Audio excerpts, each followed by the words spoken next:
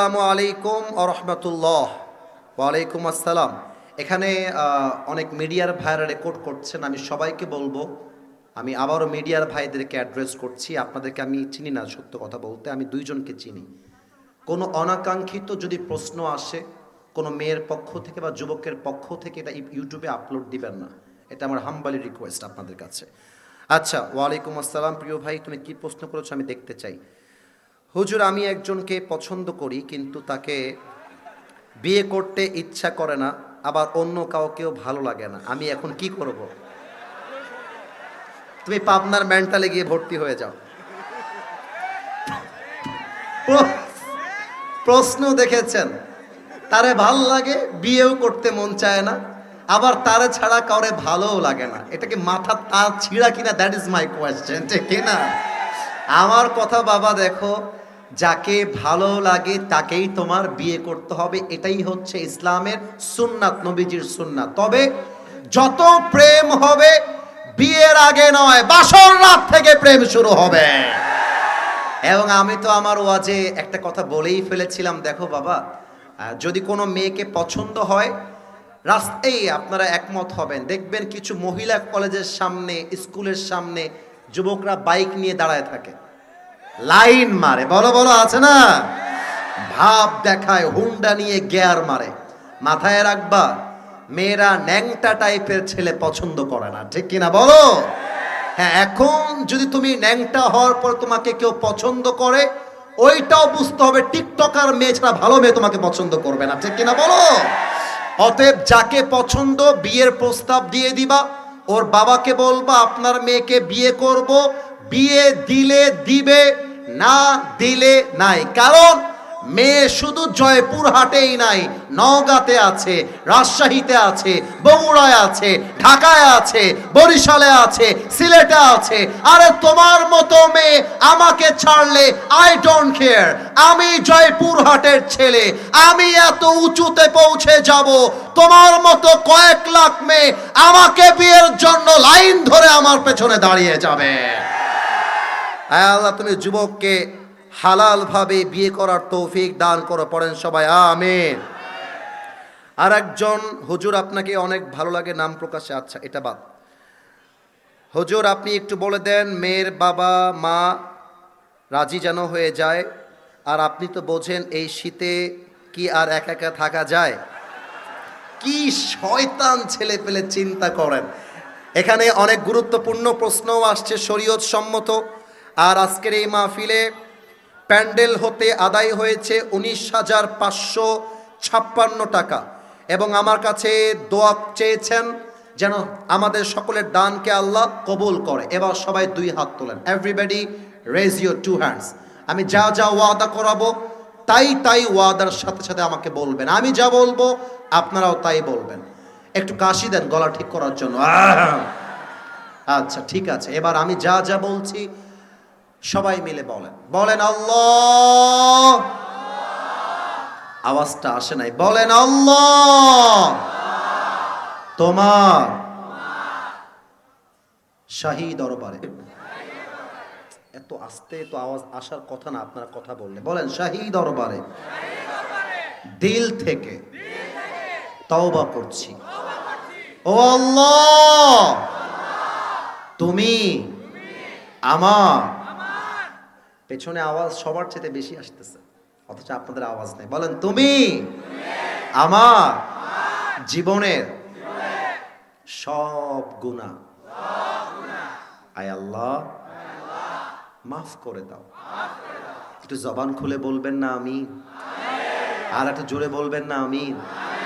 বলেন আল্লাহ আমি ওয়াদা দিলাম আজ থেকে এক ওয়াক্ত নামাজ আর কখনো, হাতটা একটু উঁচু করতে হবে এইবার। এবার আমাকে খেয়াল করেন, আমি যেমনে বলবো সবাই তেমনে বলবেন, ছাড়বো না।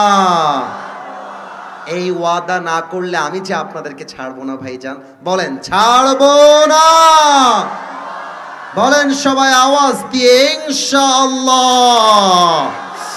হাত নামান, আমাকে ডাক দেন, বলেন আসিফ হুজুর, আপনাকে আমরা জয়পুরহাটের সন্তান ওয়াদা দিলাম দোয়া না করে এই আওয়াজ কমলো কেন? দোয়া না করে আমরা কেউ উঠে যাব। এবার হাত নয় মাথাটা ঝাঁকিয়ে বলেন যাব না। আর ভি জোর সে বলো যাব না। বলেন ইনশাআল্লাহ। একটা জিনিস খেয়াল করছেন, আপনাদের মাহফিলে আসতে গিয়ে আমাকে কোনো ধাক্কা খাইতে হয় নাই। কিন্তু যদি আপনারা কখনো সুযোগ হয় আমার মাহফিলগুলো ইউটিউবে ফেসবুকে দেখবেন, মানুষ এমন ভাবে ধাক্কা দেয়, ধাক্কা খেয়ে আমি নিচে মাটিতে শুয়ে পড়ি, শুয়ে থেকেই সেলফি তুলে আমার সাথে। অথচ কত ভদ্র আপনারা। আমি গৌরব করি আমার রাজশাহীর নওগাঁ আর এই রাজশাহীর জয়পুরহাটকে নিয়ে। এরা অলওয়েজ প্রমাণ করে জয়পুরহাট এবং নওগাঁ কোনো অভদ্র মানুষের জেলা নয়, এটা ভদ্র মানুষের জেলা। এই সেই দিন আমার মাহফিল ছিল এক জায়গাতে, আমার হাত কাটছে, পা কাটছে, কোটির বোতাম ছিঁড়ে গেছে, জুতা খুলে একদিকে, আমি গেছি আর একদিকে। কিন্তু আমি অত্যন্ত সৌভাগ্যবান, এত সুন্দর মাহফিলে আমি আসতে পেরেছি, আমি নিজেও গ্ল্যাড ফিল করছি। এই জন্য প্রিয় ভাইয়েরা, দোয়াটা আমি একটু লম্বা করতে চাই শুধুমাত্র এই স্বার্থে, যাতে করে আমরা কান্না করে তওবা করে খাঁটি দিলে আজকে বিদায় নিতে পারি। যুবক তোমরা যারা এসেছো, তোমরা চায়ের দোকানে আড্ডা মারো ঘন্টায় ঘন্টায়, টাইমের পরোয়া হয় না। ফেসবুকে টাইম দাও, টাইমের পরোয়া হয় না। দোয়ার সময় যদি অস্থির হয়ে যাও, বুঝতে হবে এটা মুনাফিকি ছাড়া আর কিছুই হতে পারে না। ঠিক কিনা বলেন? এই জন্য যুবকদেরকে বলবো, মোবাইল ফোনটা পকেটে রাখেন, দোয়াটা একদম কলিজা ভরে আমরা মুরব্বী যুবক মা বোনদেরকে নিয়ে কলিজা ভরে দোয়া করব। সবাই দুরূদ শরীফ পাঠ করেন। আল্লাহুম্মা সাল্লি আলা মুহাম্মদ ওয়া আলা আলি মুহাম্মদ কামা সাল্লাইতা আলা ইব্রাহিম ওয়া আলা আলি ইব্রাহিম। এই মাঝখানে একজন ছেলে, এই কার্টুনওয়ালা ছেলেটা, খবরদার কেউ যেন আমি আর না দেখি। সবাই মিলে না তাকবীর দেন, নারে তাকবীর। আলহামদুলিল্লাহি রাব্বিল আলামিন ওয়াসসালাতু ওয়াসসালামু আলা সাইয়্যিদিল আমবিয়াই ওয়াল মুরসালিন ওয়া আলা আলিহি ওয়া আসহাবিহি আজমাইন। আল্লাহ রাব্বুল আলামিন এই জয়পুরহাটের জমিন থেকে তোমার শাহী দরবারে হাত তুলেছি। আল্লাহ রাব্বুল আলামিন, রাত প্রায় 12টা বেজে গিয়েছে, 5-7 মিনিট আর বাকি আছে।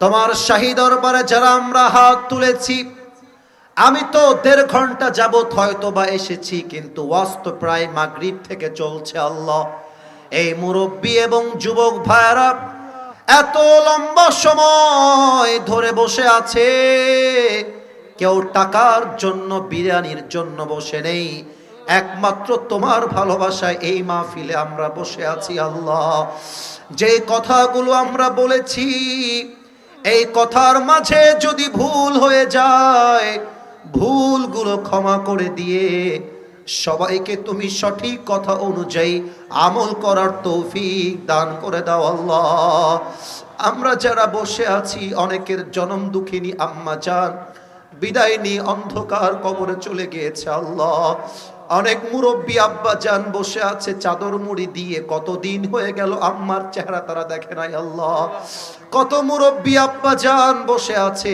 বাবার চেহারাটা 1 যুগ পার হয়ে গেল, আর দেখার সুযোগ হয়নি। আল্লাহ, যার পক্ষ থেকে জনম দুঃখিনী আম্মা জান, জনম দুঃখী আব্বা জান বিদায় নিয়ে অন্ধকার কবরে চলে গিয়েছে, আয় আল্লাহ, সকলের কবরটাকে তুমি জান্নাতের বাগান হিসেবে কবুল এবং মঞ্জুর করে নাও। আল্লাহ, আল্লাহ রাব্বুল আলামিন, আজকের এই মাহফিল কমিটি, মাহফিলটা করতে গিয়ে অনেক খরচ হয়ে গিয়েছে। আল্লাহ, কিছু ঘাটতি এবং অভাব থেকে গেছে। আল্লাহ, তুমি তোমার গায়েবী খাজানার থেকে সমস্ত অভাবকে দূর করে দাও আল্লাহ। আমি যে দীর্ঘ 1.5 ঘন্টা যাবত ওয়াজ করলাম, আমার সামনে যারা বসে আছে, স্টেজে যারা বসে আছে, মনে হচ্ছে আমার আপন মায়ের পেটের ভাইয়েরা বসে আছে, আমার পরিবারের মানুষগুলো আমার সামনে বসে আছে আল্লাহ। একটা মুহূর্তের জন্য কেউ ডান বাম হয় নাই, চাতক পাখির মতো বসে বসে ওয়াজ শুনেছে আল্লাহ। আমি আমার আলোচনার ভিতরে সর্বনিম্ন 10 থেকে 15টা আয়াত দিয়ে তেলাওয়াত করে তরজমা ভিত্তিক কয়েকটা কথা বলেছি আল্লাহ। আমার কথার ভুলগুলো ক্ষমা করে দিয়ে সবাইকে তুমি হেদায়েতের ওয়াসিলা হিসেবে আল্লাহ রাব্বুল আলামিন ওয়াজটাকে তুমি কবুল করে নাও। আমার যে মুরব্বীরা হাত তুলেছে, আমার দাদা, আমার নানা, আমার দাদাকে আমি জীবনেও দেখি নাই, একবার ছবিতেও আমার দাদার চেহারা দেখি নাই। আমি যখন আমার মাহফিলে দেখি সাদা দাড়িওয়ালা মুরব্বী আব্বা জানলা বসে আছে, আমার মনে হয় আমার দাদা আমার সামনে বসে বসে ওয়াজ শুনছে আল্লাহ। আমার দাদা যদি আজকে বেঁচে থাকতো আর দেখতো আসিফ ওয়াজ করছে, দাদা অনেক খুশি হতো আল্লাহ। আমার দাদা বহু আগেই, আমি দুনিয়াতে আসার আগেই বিদায় নিয়ে অন্ধকার কবরে চলে গিয়েছে আল্লাহ। আমার যে মুরব্বী আব্বা জান এবং আমার মায়েরা বোনেরা হাত তুলেছে, সবাইকে তুমি মৃত্যুর শেষ নিঃশ্বাস পর্যন্ত ঈমানের রাস্তায় থাকার তৌফিক দান করে দাও আল্লাহ। আমার যে যুবক ভাইয়েরা বসে আছে, এরা সাধারণত তাফসীর মাহফিলে সাধারণত যায় না আল্লাহ, কিন্তু আমি যেই মাহফিলে যাই আমি দেখি কানায় কানায় আমার যুবক ভাইয়েরা বসে আছে আল্লাহ। আমি সমস্ত যুবকের জন্য খাঁটি দিল থেকে তোমার দরবারে দোয়া করছি আল্লাহ। আমার কলিজার টুকরা যুবকদেরকে তুমি ওমরে ফারুক রাদিয়াল্লাহু তাআলা আনহুর মতো ইসলামের বীর সৈনিক হিসেবে কবুল এবং মঞ্জুর করে নাও আল্লাহ। আমাদের সকলের প্রিয় শহীদ ওসমান হাদি ভাই, তাকেও জালেমরা গুলি করে শহীদ করে দুনিয়ার থেকে বিদায় করে দিয়েছে আল্লাহ।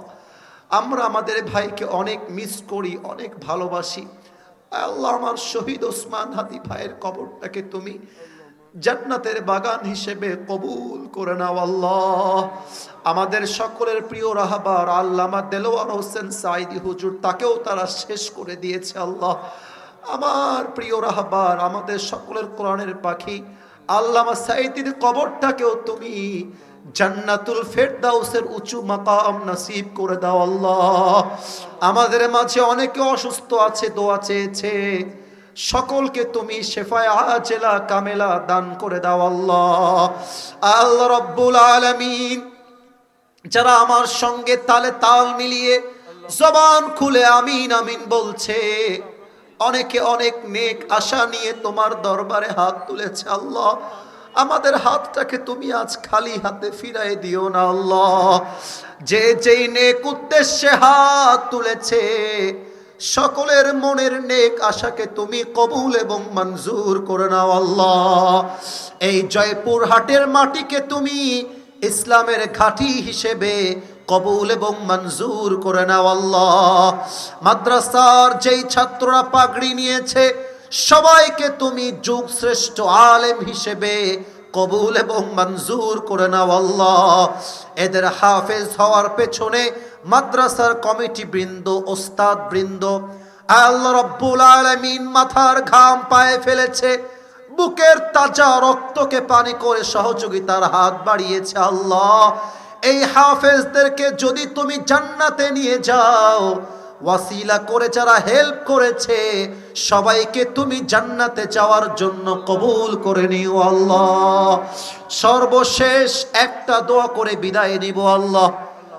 আজকের মাহফিলে আমরা সবাই যেমন এত সুন্দর কোরআনের বাগানে একসাথে বসতে পেরেছি, আয় আল্লাহ তোমার কাছে জাস্ট একটাই আমার সর্বশেষ চাওয়া, আজ যেমন একসাথে দুনিয়াতে বসার তৌফিক দিয়েছো কোরআনের বাগানে, মৃত্যুর পরে এমন ভাবেই তুমি আমাদের সবাইকে জান্নাতুল ফেরদাউসে মেহমান হিসেবে কবুল করে নিও আল্লাহ। রব্বানা যালামনা আনফুসানা ওয়া ইল্লাম তাগফির লানা وترحمنا لنكونن من الخاسرين ربنا تقبل منا إنك أنت السميع العليم وتب علينا إنك أنت التواب الرحيم ربنا هب لنا من أزواجنا وذرياتنا قرة أعين وجعلنا للمتقين إماما سبحان ربك رب العزة عما يصفون وسلام على المرسلين والحمد لله رب العالمين আবার দেখা হবে কোনো একদিন।